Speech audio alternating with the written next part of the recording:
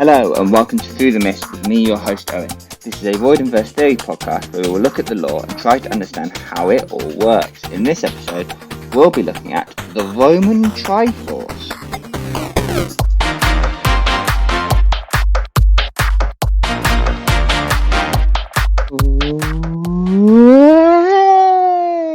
Welcome back, everybody. Welcome back to Through the Mist. Yes, welcome back, Mythbusters. We are 1 year old. Yeah. It has been 1 year since I started this. Boop, boop, boop. Yeah. Hi. Welcome back, everyone. Welcome back. So, a couple things. We're 1 year old. Celebrate. Second thing. Hello to any Into the Void and Verse peeps that have come along to join us permanently. It's good to have you here. Hope you enjoy your time, your stay aboard the Void and Verse train. I don't know. And to everyone that's new here, remember there is a Instagram that you can follow at through_mist. And there's also an email address that you can email, through.t.mist@gmail.com, and you can send your ideas like this. So recently on the Instagram, I shared on my story one of the questions I asked you in a previous episode, the demigod smell question. You know how I was like, this demigod smell, is this a metaphor for puberty? It is. Well, I reshared that, and I got one reply. Just one, but I got a reply. So, yoo-hoo! And that was from the wonderful Lucy. So, thank you, Lucy, if you're listening. And it says, I think it's a sign of their powers getting stronger, maybe. Annabeth ran away at 7 and the monsters could smell her and were coming after her long before she hit puberty. And I'm like, yeah, I agree. This is all good. This is all tickety-boo. We all agree here. Because I think it's like a mixture of things. Like, I think, I've been thinking about this because I have. You smell more when you know you're a demigod. Annabeth knew she was a demigod for like ages. She basically brought up knowing she was a demigod. So she's always had a relatively strong smell for her age. If you don't know you're a demigod, your smell still becomes more potent as you hit puberty ages. So I think it's a mix of both. So there's the Indigenous thing where your smell is related to if you know you're a demigod, but then also it just happens to occur when you hit puberty, where you gain most of your powers and you are the strongest scent. So, because it kind of dips down after puberty ages, after you've come out of your teens, in your young adult life. So, it's food for thought anyway, isn't it? Hey? Food for thought. So, with that all out the way, and everyone settled in, hopefully, we are going to talk about...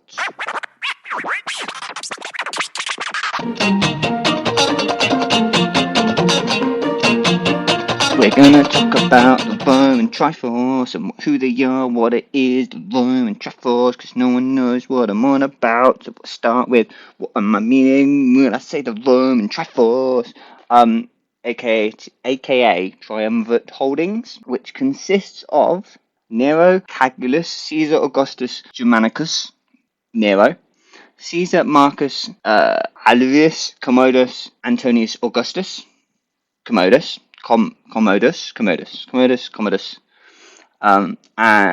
Gaius Julius Caesar Augustus Germanicus, or Caligula, and these are the Roman emperors turned minor gods / immortals. That is what we are looking at today. I'm going to go through their histories of the three, just not very deep into their histories, not really their ruling state, more their worshipped state. I'm going to go through them, and I'm going to try and work out how they got it up, as I have put in my note. I'm going to work that out, and that is the rundown for the day. For the day?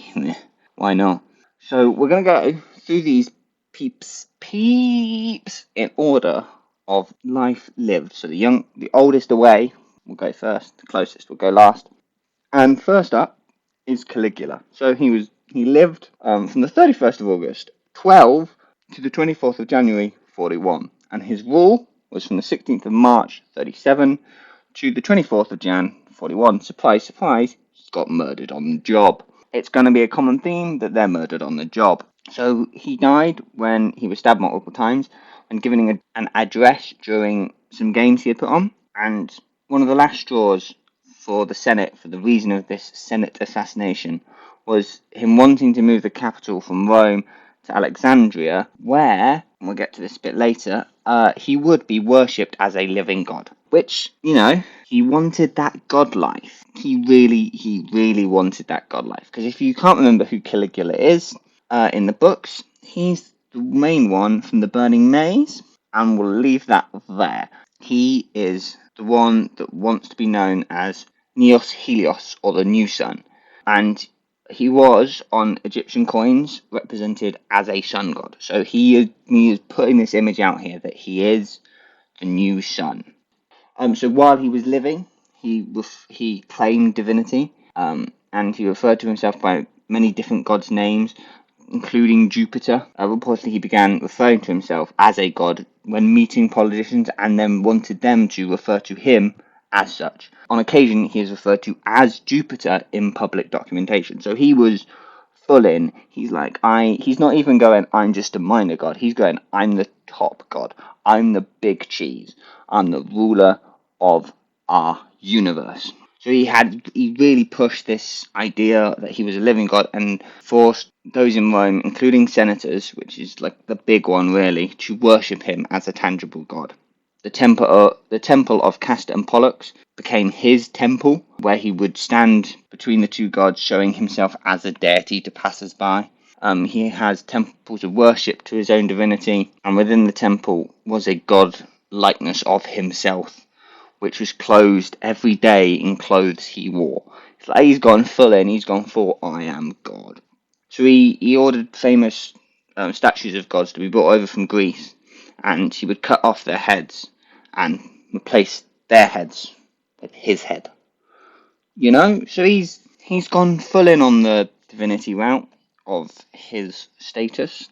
He does some other not that great things, but we're here to focus on how he gods it up. So, bad things, he's not the greatest emperor in the world, he's not that liked by people, and it's not the fact that he's godding himself up, for example, that gets him assassinated, it's the fact he wants to move the capital from Rome to Alexandria. That's what gets himself stabbed multiple times. Very like the most famous Julius Caesar.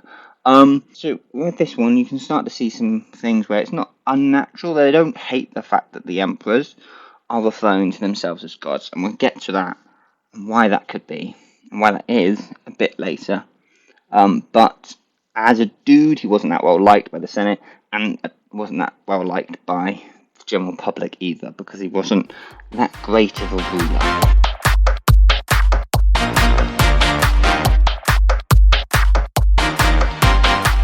Then we move on to our biggest and complicated dude, really, Nero. Good old Emperor Nero. He was born 15th of December 37 and died 9th of June 68. And he ruled from the 13th of October 54, again to his death date, the 9th of June 68. So we'll go through the same things we did with Caligula. So he died by suspected suicide. It's kind of up for debate whether he stabbed himself or whether he got someone else to stab him for him, because he couldn't do it himself. So it's effective suicide. But after being declared an enemy of the state while trying to flee from Rome, declared an enemy after losing the support of the people in Rome due to a rebellion that was happening in what becomes France, and also they were losing food supply from Egypt, again because of a rebellion down that way. So it was a mixture of things, not necessarily his own personal fault, but it's a bit weird. He was never explicitly asked to be worshipped like Caligula, but after his death, a legend appeared that Nero read this word so many times, and I've said it in my head to make sure I know what it says. Apparently it didn't stick. The Nero Revives legend becomes into existence, and it was a popular belief that he never truly died or he would be resurrected. Somehow, this legend led to multiple fake Neros appearing. I'm saying fake in like quotation marks because if what we know to be true in the Voidenverse, these Neros, these three, there was only three of them, could have actually been the real Nero. They were only about 20 years after his death, but they were all executed and such. But we can imagine for the world of Voidenverse that these fake Neros were the real Nero, and this legend lived on for quite some time, as one Augustine of Hippo stated that he now lives in concealment in the vigor of that same age which he had reached when he was believed to have perished, and we live until he is revealed in his own time and restored to his kingdom. But that sounds a bit like what a god is. They kind of pause their state when they died. Is he paused the state? By the way, this Augustine, you may know him as Saint Augustine, who was born in the 13th of November 354 and died on the 28th of August 430. So that's Nero died in 68. So that's 4 centuries that this legend lived in the consciousness. This guy really had a lot of memories going for him, even if it necessarily wasn't the best memories, because there's been debates going on whether he really is a bad guy. So, thank you to Quinn for sharing this one with us. Quinn from Floor 600 fame. The British Museum is currently holding an exhibit on the topic of Nero, whether he was a bad guy or not. I will put a link in the description to the blog post they have done, which some of these facts have come from. Because it's kind of unclear whether he was really a bad guy or whether he was just thought to be bad, because most historical reports come from the Senate, who didn't really like him that much. He was definitely unpopular with the elite. He did put some good reforms in to help the people of Rome, such as some building regulations after the fire that he may or may not have started, and the Boudicca rebellion in Britain. He sent over a new governor to help reduce tensions. It took him a little while, but he did it in the end. However, some of the not so great things he did, just to counteract it, they all seemingly started when he killed his mother. Reasons are kind of unclear, but he killed his mother. Then a bit later on, he did a Henry VIII, or Henry VIII did a Nero. And he got rid of his first wife because he got someone else pregnant, and he got rid of her by divorcing her. Then he exiled her, and then people weren't happy with the exile, so he executed them. He's not just divorced or beheaded; he's divorced and beheaded, so double whammy there. And then he may or may not second wives while she was pregnant with their second child to death. That one's also unclear. There's no eyewitnesses, it's just kind of reported that he did that. And we don't know if that's just to make him seem like a worse guy than he actually was, or whatever. But Nero, Nero.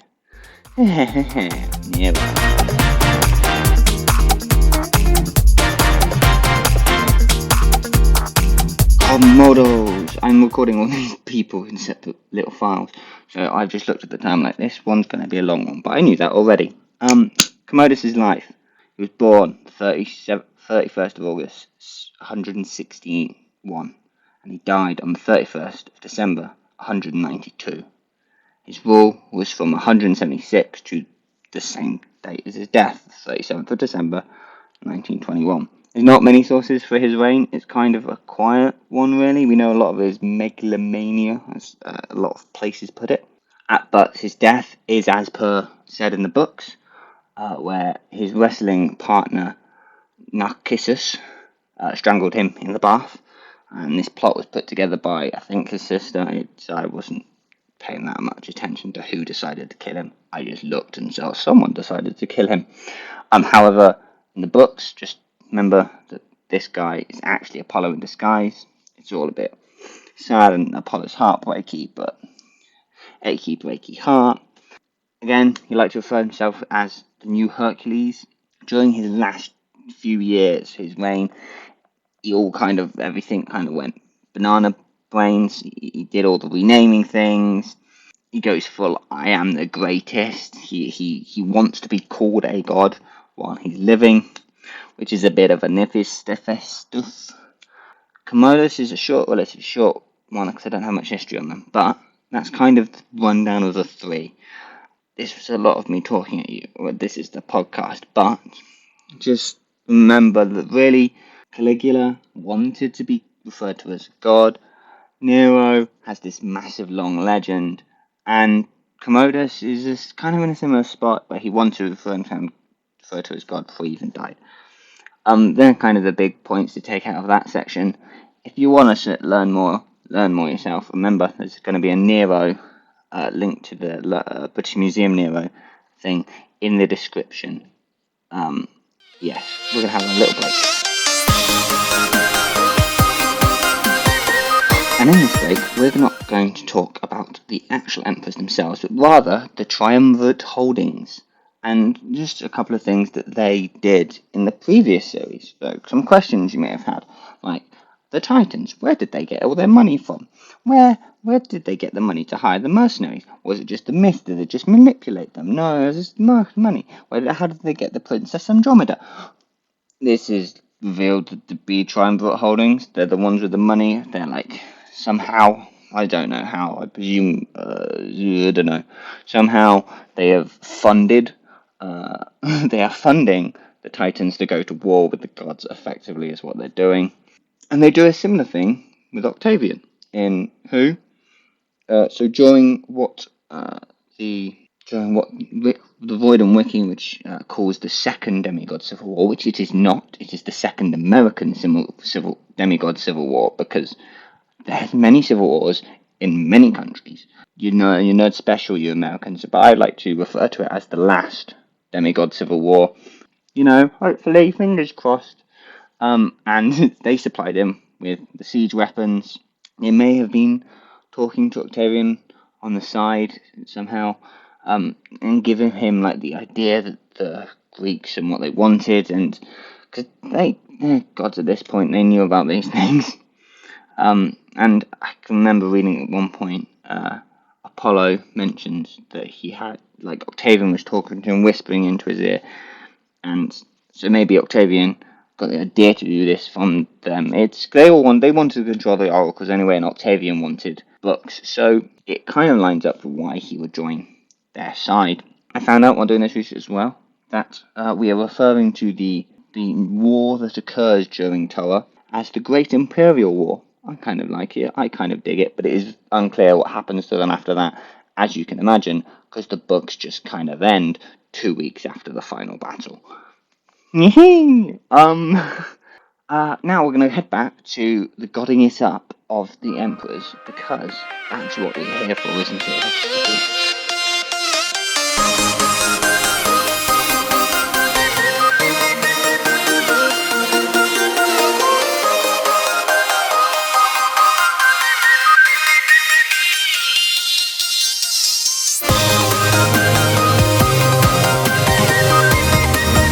Emperors themselves. Righty-ho then. So how do they god it up? So I looked at some of the Greek hero stories and when they were given immortality by the gods, and they were definitely granted this. But it is unlikely that this happened with these Roman emperors because, well, they kind of are bad and the gods don't seem to know that they existed. Yeah, so it's kind of unclear if the gods knew they existed for all this time or not, but I doubt they did because I think they would have made a quest otherwise to get rid of them. And then we come back to this important thing about the word and verse where memory is the key. And when I say that, I mean mortal memory. I mean everything in the word and verse is built around the ideas of what mortals believe becoming reality, and then that reality influencing what mortals believe. It's kind of this circle of belief where one affects the other and they both affect each other in ever so slightly different ways. So they need this stuff to survive. They need memory. They need worship. They don't necessarily worship. They need memory. And these guys need them more than others, I think, because these are real people first. This is where the imperial cult of Rome comes in. So the imperial cult of Rome is the idea of worshipping people of Rome and Rome itself as a deity. Other places have it, Egypt, namely, and surprise, surprise, the imperial cult of Rome started within the East because of influence from Greece and Egypt. Like this tradition of worshipping the ruler as a deity it kind of already existed. It kind of usually occurs where the emperors were never usually worshipped in person while being alive as a divine being, but upon death they would usually be treated as such.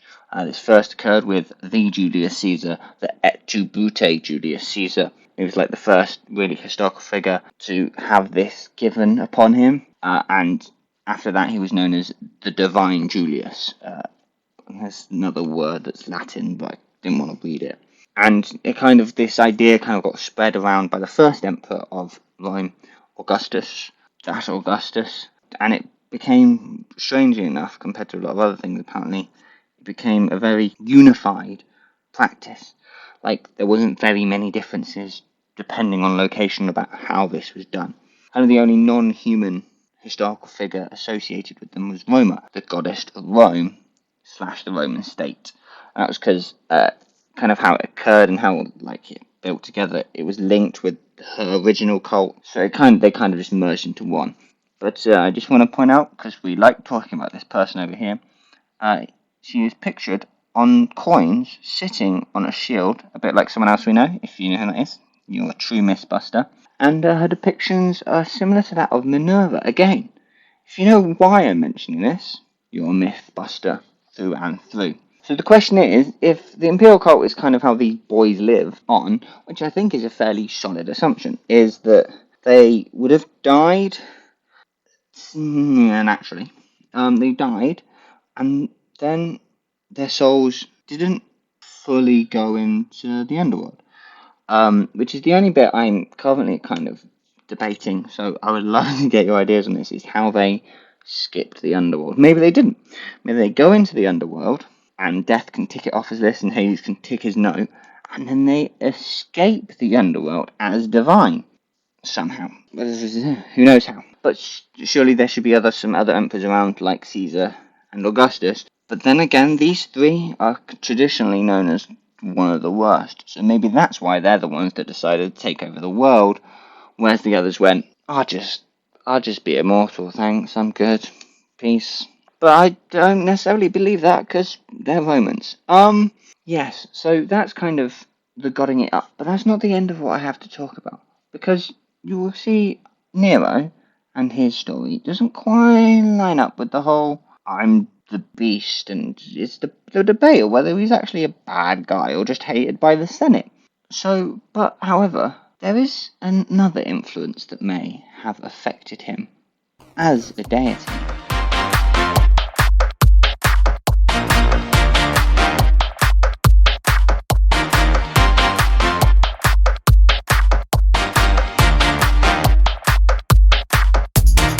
That being the Christian influence. So I'm going to talk about Christianity now. Yay!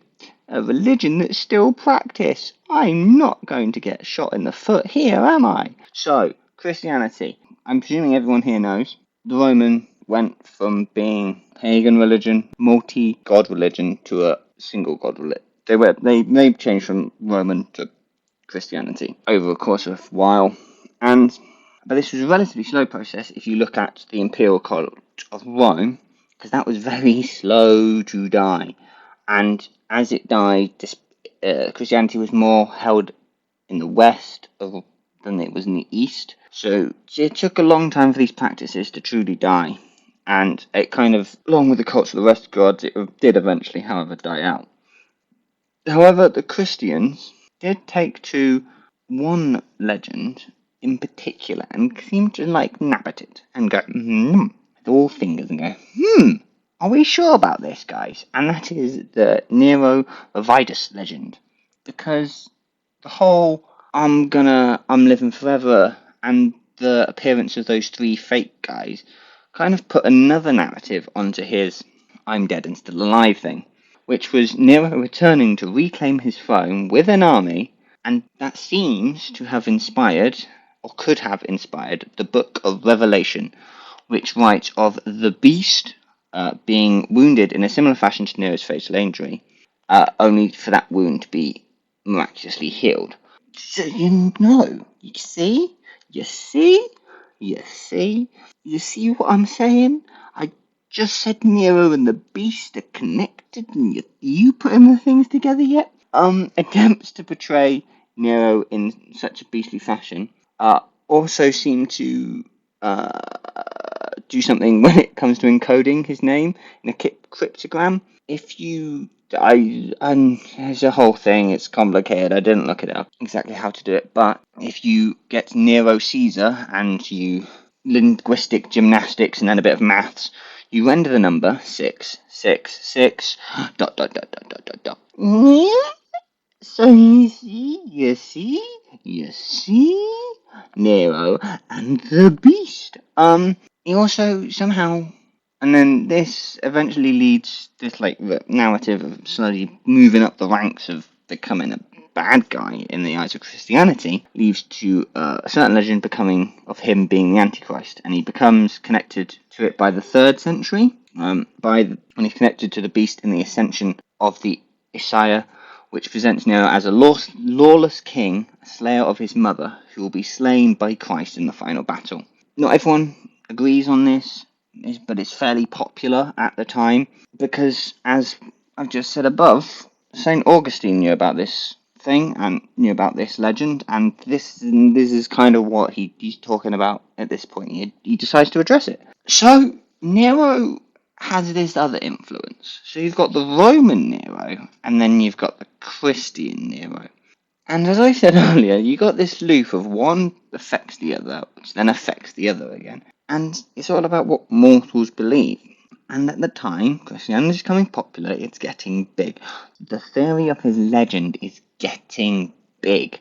It's not necessarily his name anymore, but it's still almost him. And maybe this kind of creeps into Nero and the God Emperor side of him, because he's now not just a man who is not affected by the collective thought of the Western civilization in this case, the people of Rome more specifically.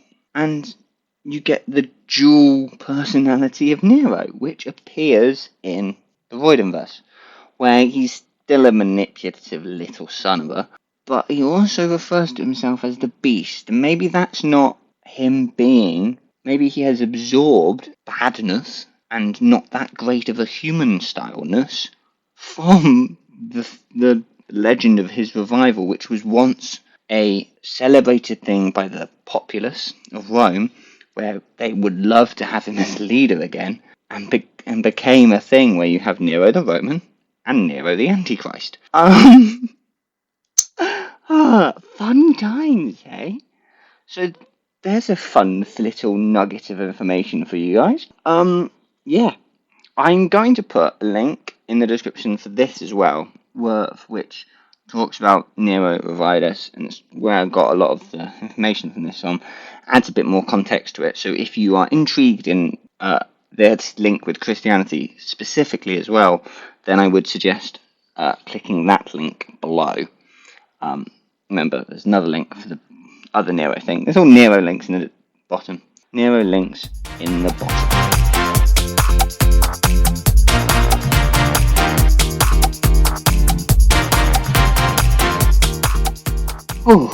So, that is a lot of thinking, isn't it?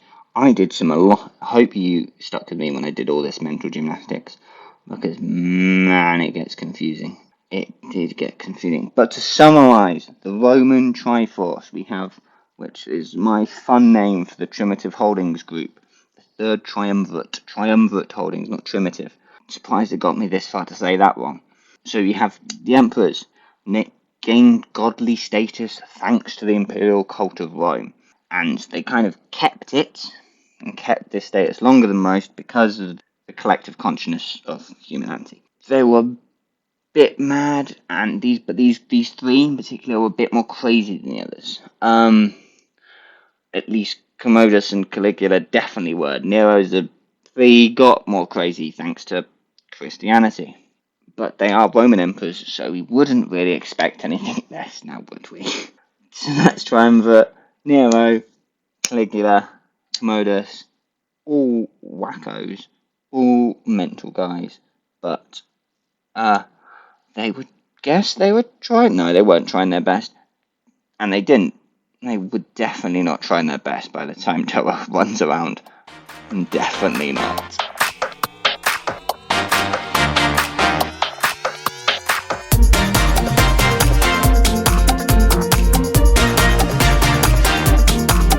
Thank you for indulging this theory. If you have any comments on this theory or theories of your own that you want me to discuss, you can email them through to through.t.mist@gmail.com, or you can follow the Instagrams @through_mist.